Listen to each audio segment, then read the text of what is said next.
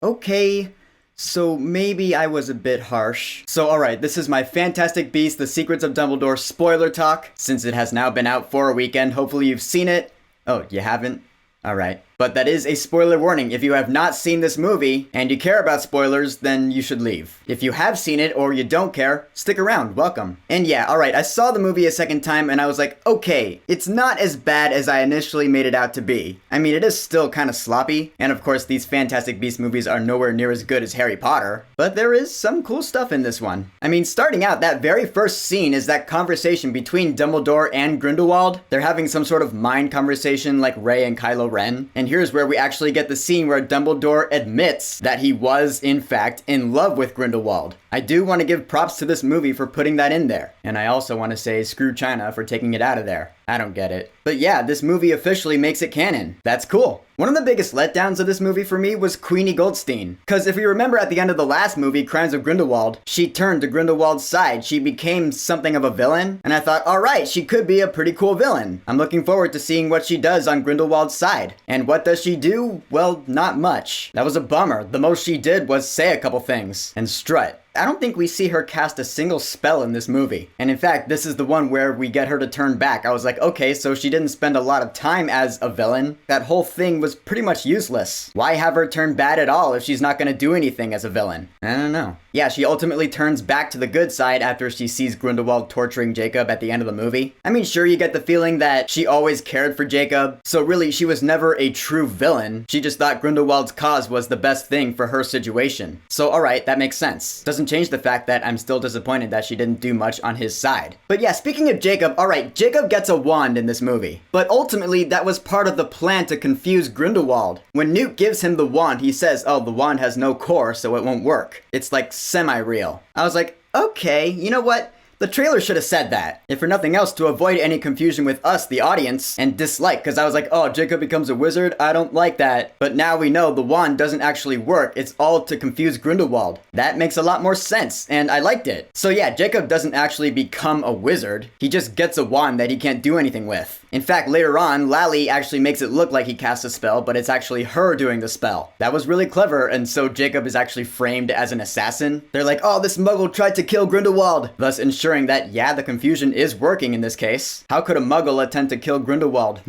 Yeah, it works. Now, like I said in my review, any scene with the Fantastic Beasts with Newt and Theseus, those were fun scenes. Like the scene at, what they call it, the Erkstag, that German prison. The scene where Newt and Theseus have to swivel like this. Yeah, that was a really funny scene, because we see Newt's little pets do their best. The little Bowtruckle, Pickett, and the Niffler, which now has a name, Teddy. And I guess they're like the C-3PO and R2-D2 of this series, because they're just comic relief, and I like where they're interacting with each other. Pickett's flying out with the wand, and it looks like Teddy's going to catch him, but he's actually going for the coins. I cracked up at that, it was hilarious. And so they save the day, Newt gets his wand, and all goes well. I was thoroughly entertained in that scene. But ultimately, the heavy stuff in this movie comes in with this whole election thing. We have the German Minister of Magic, Anton Vogel, and this guy's one of the cases where I was like, more characters that we don't care about? Who is this dweebo? I get that, yeah, he's a douche, and he has this idea that the people will take down Grindelwald, because Grindelwald wants to run in this election, so this Vogel guy's like, alright, let him run. Because the people know that he's a jerk, so they won't vote for him, because people don't vote for jerks. Yeah, alright, this is clearly a commentary on our world. It's like as clear as it gets. And honestly, I don't get why that had to be in this movie. I mean, sure, I get that it's part of Grindelwald's plan to rise to power, but the fact that it's such an obvious commentary on the real world, it does kind of feel out of place. There are Oscar bait movies that come out every year that, you know, they're the political commentary. Save that stuff for those movies, not Fantastic Beasts in the Wizarding World. Or at least that's my hot take on it. The cool stuff comes in when we get to that Albus versus Aurelius fight. That was awesome. Because they're just going all out on each other in, I guess it's the mirror dimension? It's like they go to this reflective parallel world where everything is mirrored. And I was like, alright, that's kind of like the mirror dimension from Doctor Strange or Spider-Man No Way Home. It's a way to fight in the city without disturbing anybody. Yeah, I felt like that was kind of a cheat. But nonetheless, the visual effects were really cool in that scene. That was a pretty cool fight, I must say. And we do finally figure out who Aurelius Dumbledore really is. Yes, he is a Dumbledore, but he's not a sibling to Albus, Aberforth, and Ariana. No, he's actually the illegitimate son of Aberforth. We learned that way back when Albus Dumbledore fell in love with Gellert Grindelwald. Aberforth also fell in love with an American girl, and so they had a kid unbeknownst to Aberforth, which is why Aurelius is like, oh, you abandoned me. And yeah, you know what? Alright, it did kind of feel like, alright, we gotta Rise of Skywalker this. We gotta kind of retcon the retcon. But you know what? This totally worked for me. Yeah, I can totally see Aurelius being Aberforth's illegitimate son, and with that whole matter resolved, I can see why Albus wouldn't bring that up to Harry Potter like ever. Cause it was way in the past and it didn't really have much to do with him. Yeah, that totally makes sense to me. So yeah, you know what? I am totally fine with Aurelius being Aberforth's illegitimate son. That's good. And apparently he's dying in this movie. They don't really explain how or why he's dying, but he is. My guess is that it's because of his obscurial energy. You remember in the first movie, they said obscurials don't really last very long. They usually die at like 10 years old. Credence was an anomaly, but I guess he still isn't lasting very long. We see at the end of this movie that Aberforth does take him in, so I don't know if he's gonna be okay or not. I guess we'll see in the next movie if it happens. And this is also the movie where we finally get the explanation of Ariana Dumbledore. Albus actually says that she too was an obscurial, which is news to me. Yeah, I'm pretty sure none of us Potterheads knew that. And yeah, I feel like that might be another retcon, but I guess it doesn't matter that much, since, you know, she's all in the past. She was a troubled kid, to be sure. And then Albus explains the story of that three-way duel that took place between him and Aberforth and Grindelwald. Now, I explained this story back in my spoiler talk of Crimes of Grindelwald, and actually I did guess that this movie would be the one that features it. So nice going there, 2018 me. But as Albus Dumbledore is telling the story, I couldn't help but be kind of bummed out, cause I personally was hoping for like a whole flashback sequence. I feel like that would have been okay. In fact, that would have been pretty cool to see. As we have it though, we just have shots of Albus standing there talking and Newt listening. It's pretty much an exposition dump. Yeah, that's kind of boring, but at least we got that explanation of the story. The story that we Potterheads have known for years, or at least those of us who have read the Deathly Hallows book. And who knows, maybe we still might get that flashback. Maybe the 4th or 5th movie will actually show it, if they happen. So alright, fast forwarding to the end of the movie, the big climax in Bhutan. This is where the big election scene is. And so the whole crew is there, and Grindelwald is there, and he uses this magical creature called a Qilin, which is actually based off a real Chinese mythological creature. That's pretty cool. I like when the Wizarding World does that. When they have creatures that are based off of myths from our real world, and they're like, yeah, they are real. They're just magical. That's really clever. But yeah, Grindelwald, okay. There were 2 baby Qilins at the beginning of the movie. Grindelwald has one. He kills it, and then he uses necromancy to bring it back to life because it turns out that Qilins have the ability to see into one's soul. And so they can tell if your heart is pure. I don't know if that's how the actual Chinese myth goes, but as far as this world goes, that's what they can do. And so if a Qilin bows to you, that means your heart is pure. So I guess that's what this tradition is at the election. They have the Qilin there, but this is Grindelwald's zombified Qilin. So he actually has it bowing to him using his own dark magic. Which you gotta think, alright, I thought Gellert Grindelwald thought he was doing the best thing for both worlds. If he has to use necromancy to make a Qilin bow to him, knowing that it probably wouldn't if it were alive, then he would probably realize, oh, I'm not pure.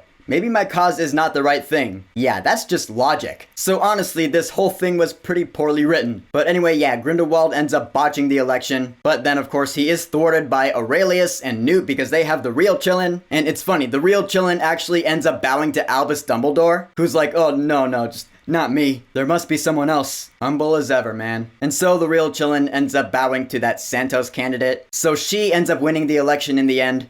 Okay, I don't know her at all, so whatever. But Grindelwald is pretty pissed off, so he tries to kill Aurelius, and alright. His spell is going, and then it's blocked by both Albus and Aberforth's protective spells, which I guess that is the thing that breaks the blood pact. Yeah, that blood pact that Albus Dumbledore and Gellert Grindelwald made so that they couldn't fight each other. This is the movie where it breaks. I thought it would break at like the end of the 4th movie or something, or the beginning of the 5th one. But no, here at the end of the 3rd one. So we do have just a little duel between Albus Dumbledore and Gellert Grindelwald. They fight in that mirror dimension thing, and it's just a little taste of what is hopefully to come. And yeah, you know what? I am feeling the emotion from Jude Law's acting here. Same with Mads Mikkelsen. Because of their conversation at the beginning of this movie, we know that Dumbledore was in love with Grindelwald, so there is still chemistry there. Yeah, so that blood pact represents how close they were. And now they have to fight each other in like this ultimate duel for the fate of the Wizarding World. Alright, yeah, that's got plenty of emotion fueling it. Not bad.